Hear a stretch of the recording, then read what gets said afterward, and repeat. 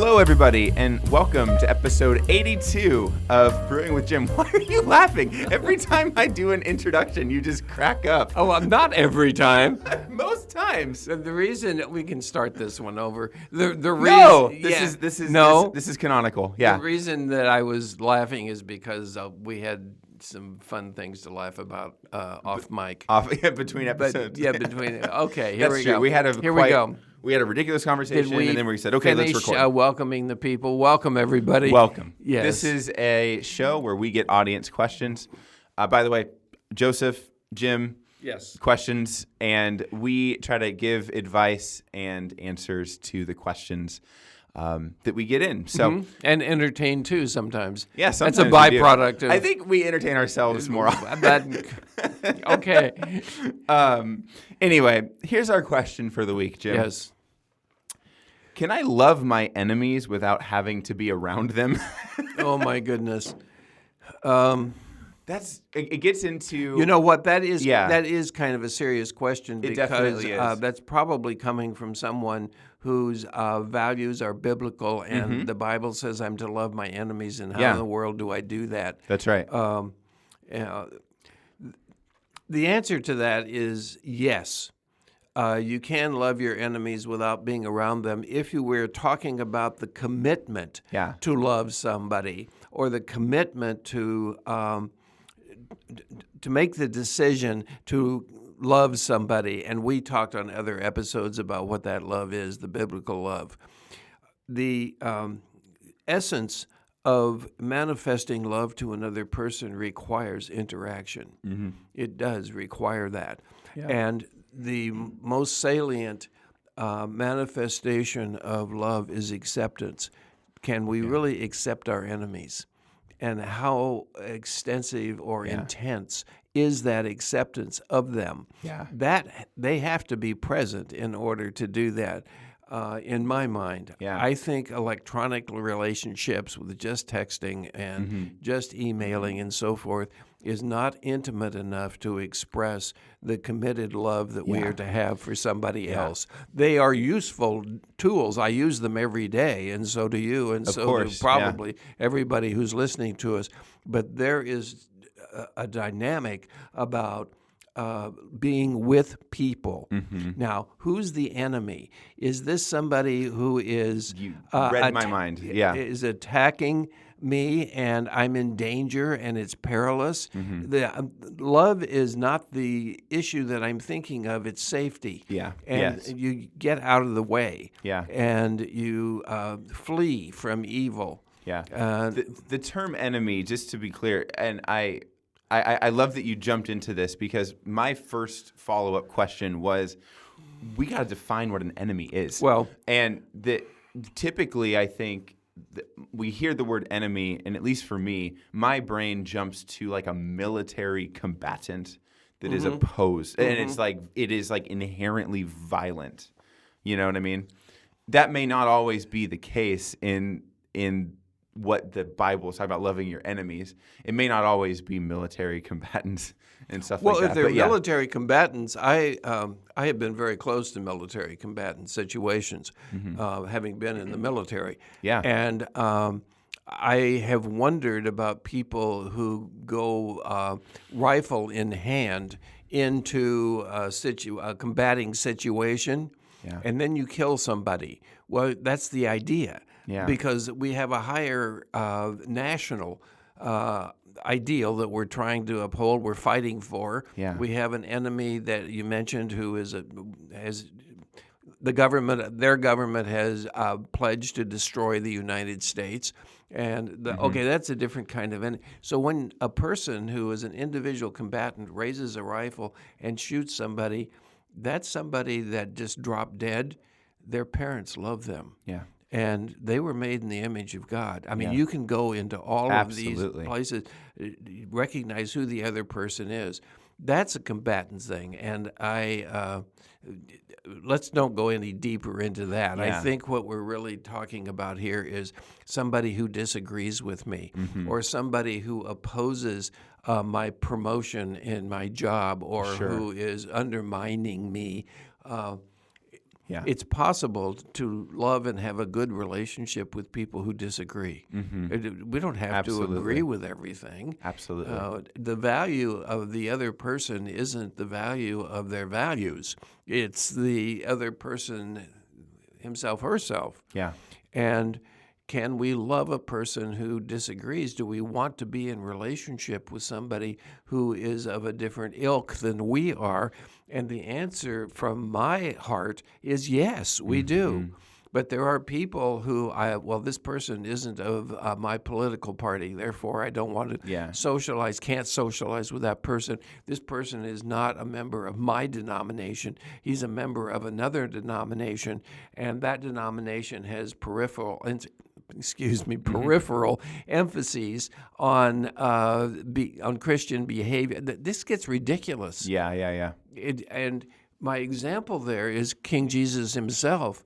He doesn't agree with me on a lot of things. That's right. And yet he loves me. Yeah. And is he man. present with me? Yeah. Are we not the enemies of Christ? We're not the enemies. Well, of course, he said, if you're not for me, you're against me. But that doesn't mean if you sin, you're against me. It doesn't mean that if you engage in a rebellion against me, that you are against me. Yeah. The question is, can you love your enemies if you're not with them? I think I didn't phrase it the way the questioner did. But the answer is yes, you have a command to love God and love each other.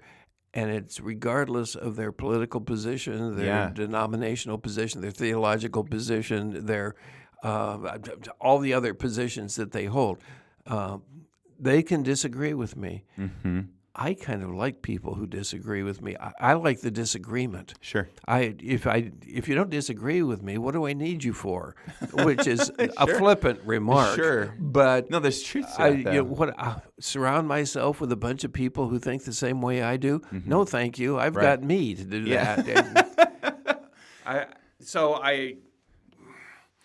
Yes, it's possible. It's not only possible; it's mandated. And do I have to be with them?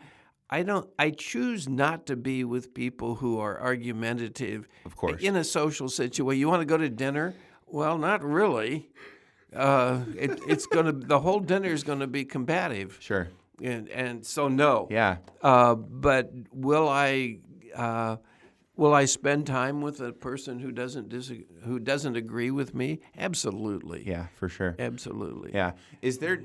Are there times where, though, diving into connection or at least closer proximity to people that are more argumentative can be beneficial? Is there a sense of, given enough time, we can kind of come to agree, or not like literally agree, but we could come to appreciate each other more out of that time? That's the secret. You nailed it. Yeah. That we appreciate each other more. If Jesus loves this person, God loves this person, how dare I not? Yeah. There's something there. Yes. And there are people who love this person. Their parents, perhaps. Now, that's not 100% of the time, but their parents or their friends. Yeah. Yes, and I do want to be with people who disagree with me. I like that. Yeah. But I don't want to be with people who are combative if they're confrontational. Of course, yeah. Who wants that? Everything, Yeah. criticism all day, all night. That's right. No. Yeah, the posture is certainly important. I agree with you. There's a sense that in my heart, right, like seeing, or I'll put it this way, giving people the benefit of the doubt, I find to be really beneficial. And in interactions or with people that could typically be found to be, combative or awkward, or that miscommunicate a lot, or that are frustrating or something, like choosing to give them the benefit of the doubt and to continue to pursue what the conversation is trying to get to, or trying to get to even like a deeper relationship with that person, that oftentimes you will find like a landing spot where the awkwardness and the frustration can actually dissolve when you know each other a little better. Right. All we want to yeah. do is the intensity is dilute or reduce the intensity of the feelings that we have that are negative about the other person. Yeah. And you nailed it when you came to, we are, when it comes to looking at the other person the way someone who loves them looks at them. Yeah. We are told to regard the other person as more important than ourselves. Yes. Well, really? Yeah. Why would God put that in His book? I think. Darn it, God. Yeah. No. Why don't we just start with regard the other person? Yeah. That would be a start. Yeah, absolutely. And then for me, it comes down to so much of what we're talking about points at one virtue, like one fruit of the Spirit, and it's patience. That like for our ability to expand or to expand our capability of patience is key to this. Yes. Because people, and not even people, but like the world and like systems and processes will annoy us and take our time and frustrate us. And the ability for us to be patient keeps us in interaction with those people in the first place, but it also, I think, benefits the system or benefits the person, and it benefits us. Yes. I think of an example. There was a video that we used to show in class, I think, at my old school, and it was say you're standing in line at the grocery store, and it's been a long day at work for you, and you just you need to get some groceries, and then you want to go home, and it's late, and you've been in traffic, and you're tired, and there's like a person in front of you in line that's like a mother, and she's got like two rambunctious kids like climbing all over the cart and like knocking stuff over and bad day, making you wait and stuff like that. And it's this test of patience where it's like we can so naturally get very frustrated and very annoyed with that family's like presence in the midst of the hard day that I'm having. You know what I mean? And this exercise is to show, well, look, like she actually had quite a harder day than you, and that's it. It's an exercise to regard of, the other of person, patience, realize that you're not in that other person's shoes, and exactly. Maybe if somebody is explosive with anger or an attack or verbal attack, then lirealizing, boy, that person must be really going through something. Yeah. Maybe that person just got a diagnosis that is, life-changing. Yeah. Maybe what is going on with that person, and that person needs a hug instead of a combat here, instead of a conflict.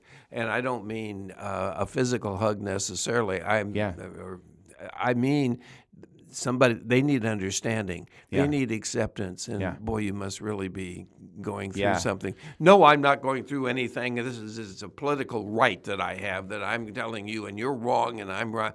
Still, okay. All right. I'm here for you. Yeah. Let's figure this out. A person's inability to do that obviously isolates call them the target person, right? The person you're trying to reach out to. If you don't reach out to them, it isolates them naturally. But I'd say it also isolates you. It creates a harder heart. It does in yourself. Yes. And one thing I'm so proud of. I remember just growing up, and my mom especially at different times worked in customer service, and so we were always from being little kids, like we are nice to employees of places. Yes. Like we respect people I need that are to hear just that. working. No, you brought up in I think the last episode or something about the employee that you know more about. Yeah. My impatience with retail people who don't know what they're doing. That's a different thing. There is a level of like professional expertise that you should have to sell the products that you're in charge of selling. That's fair.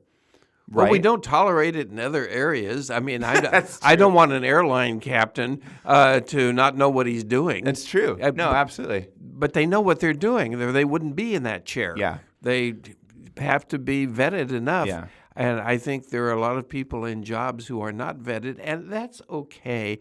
That they don't receive the same intensity of examination to get that job. They're not flying 150 people through the sky. Exactly. This is not chief of neurosurgery here. This is the person who's selling the shirts. Yes. And but they still need some expertise. That is true.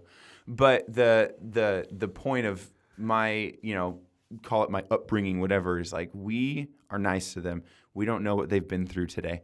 We don't know what they've been through this week. And we don't know if the person that just left the store chewed them out for something that wasn't their fault. Right. And they still managed to say hello to us. Like, that's a blessing. You know what I mean? I feel like a big part of, even for myself, what has been cool about this question and what we've recorded so far today is that redefinition of enemy. Because, again, my inclination is this is a military combatant that we're shooting at. That's my enemy.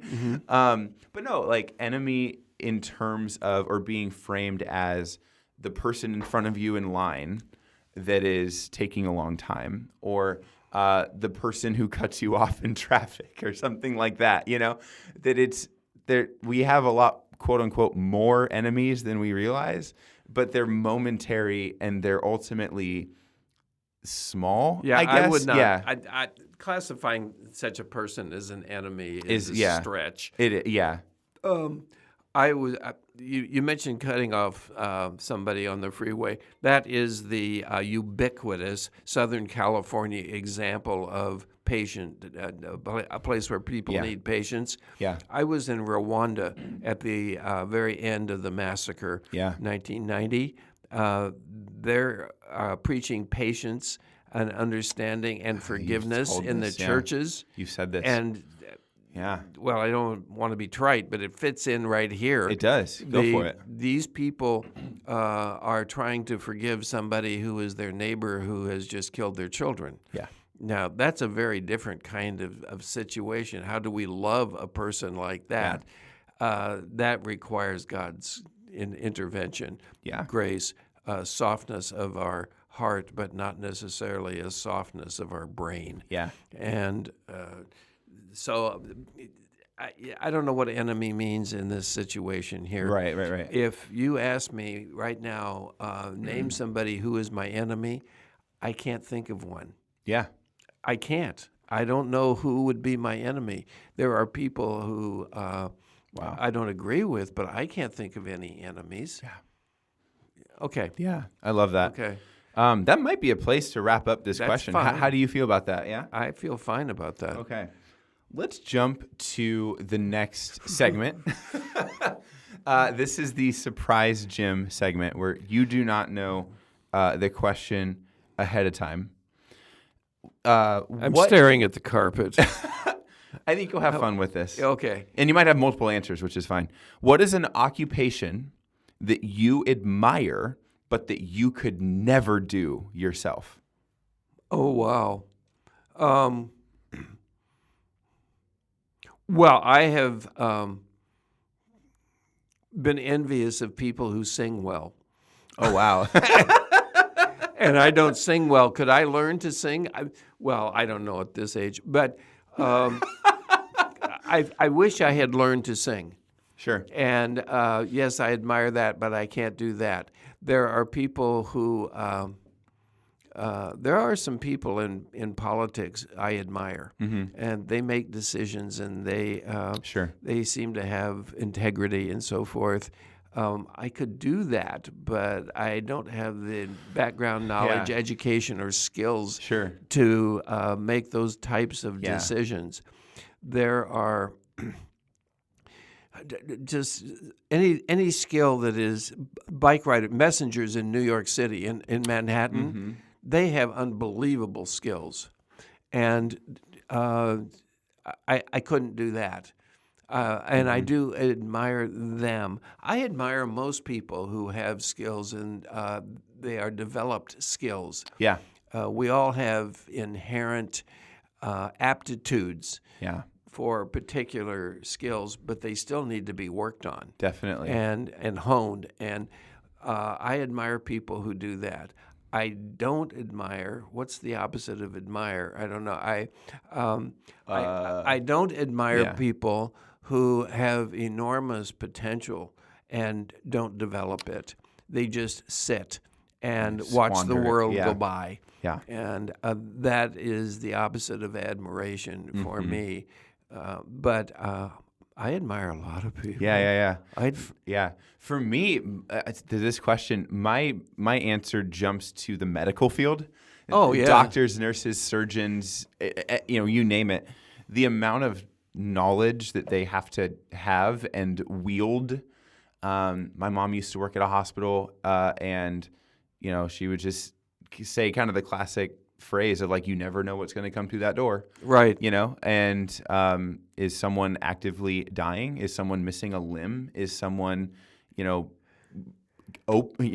their body opened? And they instantly know the approach to help that person. Here we go. Here are the steps. And they're calm. They know exactly they know exactly what to do. They know where all of their materials are. They know where their people are. They know where they're going in the hospital and where to, what room. And it's like just the amount to systemize something that is so chaotic and so urgent is crazy. Do you think then that if we spent more time focusing on the skills that somebody else has developed and seeing that skill when we look at them, that we would admire more people, that we would, and therefore I'm thinking about love in a sense. Yeah. But I more than love, we would be attracted to them instead of envious of their skills or withdrawing because of a comparison with them with me. I don't want to be you see all that? Yeah.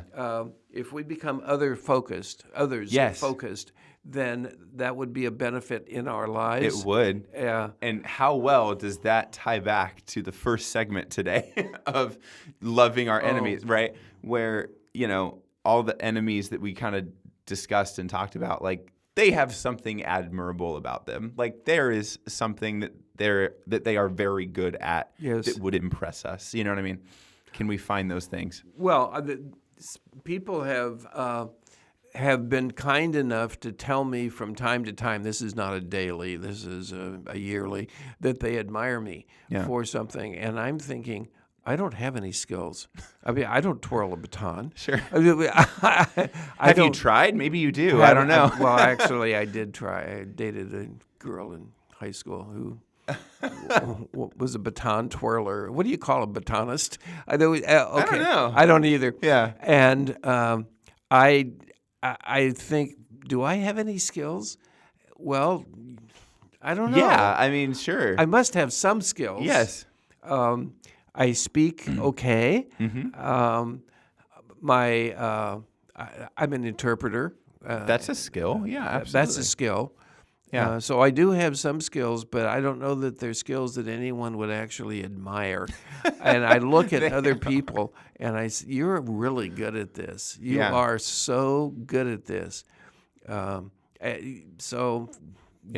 I don't know. No. I feel like I'm fizzling out here. That's okay. But that's, yes, I do have people around me. Yeah. I love thinking of other jobs in the context of, I could never do that. How do you do that? That's fun. Like an insurance actuary. Well, I mean, why do you do this? That's a different question. How do you? And you sit in this cube all day, and No, I love it. Sports people, boy, that's a skill. I wish I could do that. Baseball players, especially athletes, athletes that do that. Mm-hmm. Okay, yes, I love it. Let's wrap this up. This has been a fun episode. Let's wrap it up. I'm sorry for interrupting you that way. Yeah, I'm thinking of our listeners. Yes.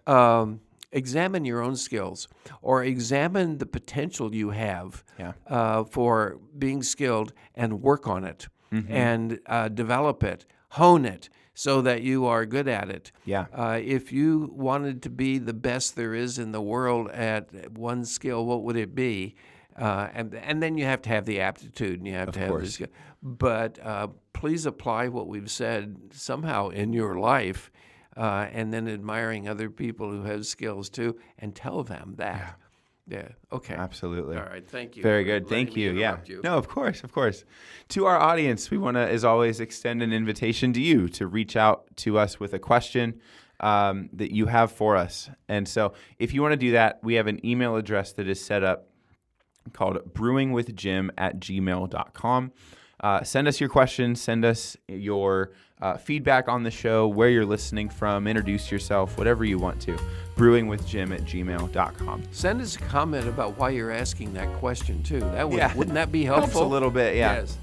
Yes. So with that, friends, thank you for another episode, another week, and we'll see you back next week. Indeed.